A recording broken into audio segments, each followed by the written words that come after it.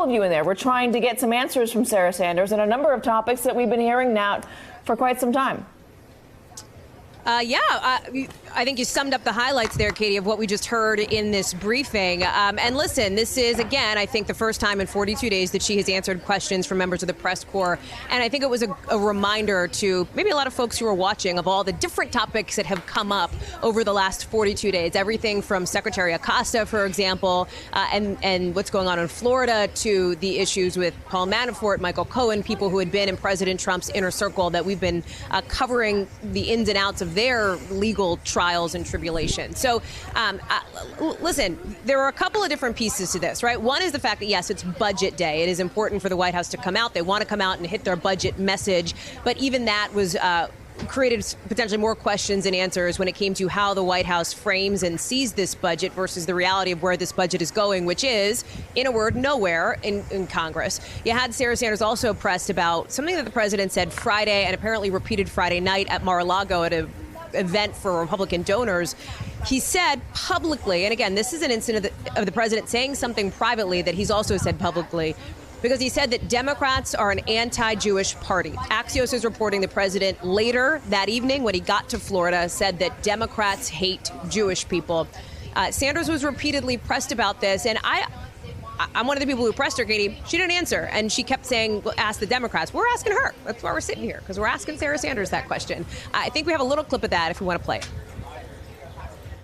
Does the president truly believe that Democrats hate Jews?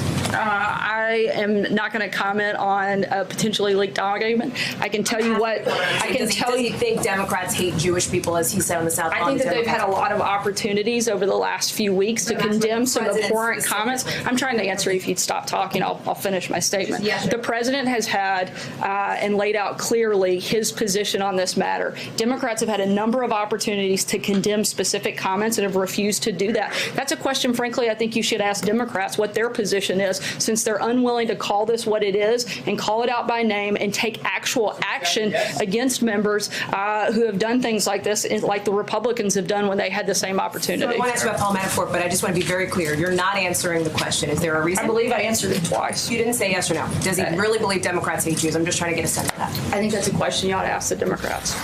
Right. So didn't answer the question. Let me just hit a couple of other highlights that have come out from this briefing as well that I do think are noticeable as it relates to potential policy or questions that are yet unanswered. Stephen Portnoy, who sits behind me, asked a critical question about when the president was asked by Michael Cohen directly about a pardon, because this is something the president sort of dropped on Friday when he was tweeting from Air Force One on his way down to Mar-a-Lago. He said Cohen directly asked him for a pardon. We don't know when that happened, because up until about June of last year, the president was saying he hadn't spoken with Michael Cohen in a long time. It was about 3 weeks later that Cohen came out and publicly said that his loyalty was to his family and not to his former boss. So that's critical. And then two other pieces here. Number one, there is still negotiations with China that are happening over this potential trade deal, and reports now from overseas that have been trickling out over the last couple of days that summit with President Xi has been postponed essentially indefinitely. Sanders said that those negotiations are ongoing, and that I should also point out, as John Roberts from Fox did, that there are a lot of actings, if you will, inside the Trump administration. One of them